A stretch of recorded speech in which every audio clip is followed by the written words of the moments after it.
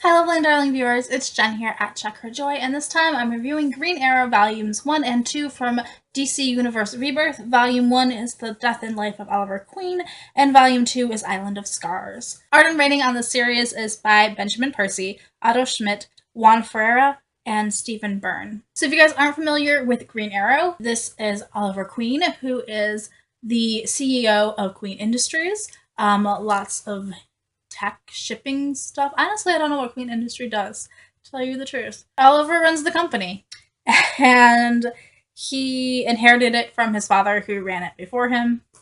And Oliver is a bit of a playboy, and he is also a pretty huge philanthropist and is always supporting organizations and groups and trying to better Seattle, where he's from. Oliver Queen is also the Green Arrow, which is his superhero identity, which is kind of this mix between Batman and Robin Hood. It's less about fighting Pacific villains every week and more about Oliver trying to be a social justice warrior and fight the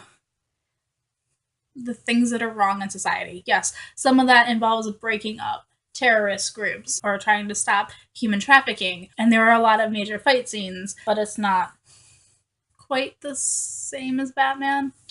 A lot more of the good of all kind of thing, much more Robin Hood. Also, his main weapon is his bow and arrow skills, and he has a lot of trick arrows, which are pretty much awesome. So in Volume 1, The Death and Life of Oliver Queen, we meet Black Canary, who is Diana Lance. In this storyline, they've only met once before and they don't really know each other well, so it's kind of them getting to know each other for the first time. So, Diana Lance is a rock star and also a superhero. She has some mad street fighting skills, but she also has this like sonic scream that when she belts it out kind of just starts shattering things and knocking people back, and it's really awesome. I love her as a character. And we get to see the relationship develop. It's also a romantic relationship, which I love. But it's also two people who are fighting crime together and teaming up. And kind of the thing about Black Canary showing up is that she's questioning Oliver and asking him things like, how can you fight the man when you are the man? And really, like, are you helping much? And he's like, hey, I am. Look at all this good stuff I'm doing as Oliver Queen and with Queen Industries. Also in these stories, we have Emiko Queen, who was Oliver's half-sister. They share a father in Robert Queen, but Emiko's mother is this ninja assassin called Shadow, and she was raised by a supervillain. Now she's been in Oliver's care for like a year now, and he's trying to balance giving her this normal childhood and making her go to school, but at the same time she has some mad fighting skills and she wants to help. So she kind of helps her brother out with fighting too, which I love. Emiko's also only 14, which makes it kind of kick-ass that she can do all this stuff. And also in here we meet John Diggle, or Dig, who is a security guy for hire, mercenary sort of guy. I don't know that he necessarily goes down like the path of evil, but he and Oliver Queen used to be friends and used to work together, but now they've got this kind of bad blood between them, and Diggle's less certain about helping Oliver. I really love this artwork in this. So throughout the series, we have kind of two different art styles. I love this one. It's much more cartoony, and I love it. It's fun. Some of it's kind of dark, but it never gets so dark that you can't actually tell what's happening, which is a problem that I've had in comics before. So I like it. And then we've got this other art style, which is more like Technicolor. I don't even know what to call it, but I love it. It's so colorful and it's fun. I love this stuff.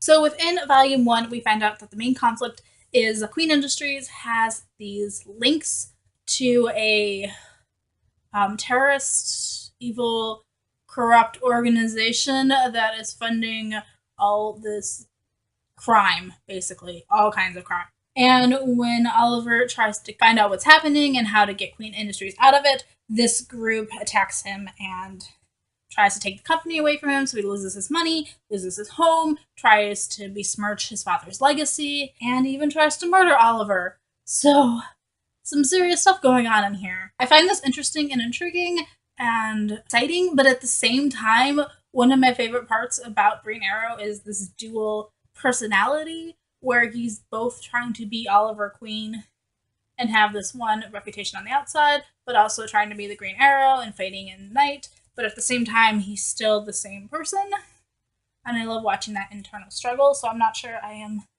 digging so much getting rid of the Oliver Queen side of him and just having him be the Green Arrow. At least that's my opinion. And moving on to Volume 2, Island of Scars. The first comic or two follows Emiko in Japan, where she is fighting supernatural forces in the underworld, and she's trying to free herself and her mother from a debt of honor and gain their freedom, like in general, so they can just go about their lives being as normal as they want to. The second story arc in here follows Oliver and Dinah as they are stranded on an island, only they aren't the only ones on the island, and they have the struggle to survive and also to get off the island. I will be about as vague as I can get without spoiling this comic. And the third story arc that is contained in these issues is kind of a Murder on the Orient Express type thing, where they have this train on its maiden voyage that has an assassin on board and trying to stop the assassin.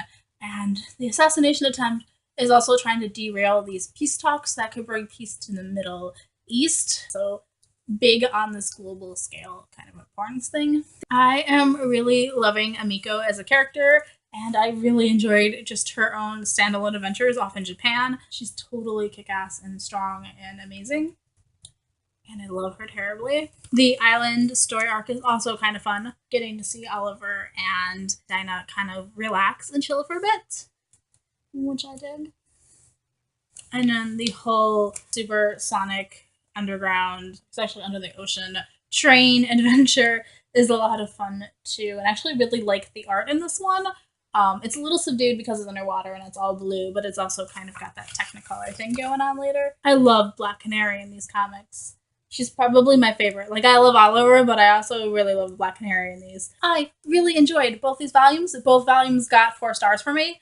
I think that they are totally worth it. I like Oliver. He's a little more likable than Batman. He's like all my favorite parts of Batman, but in a person who is just generally nicer and somebody I would want to spend more time with than wanting to hang out with Bruce Wayne, honestly. So, plus he can shoot a bow arrow, which is like my favorite weapon.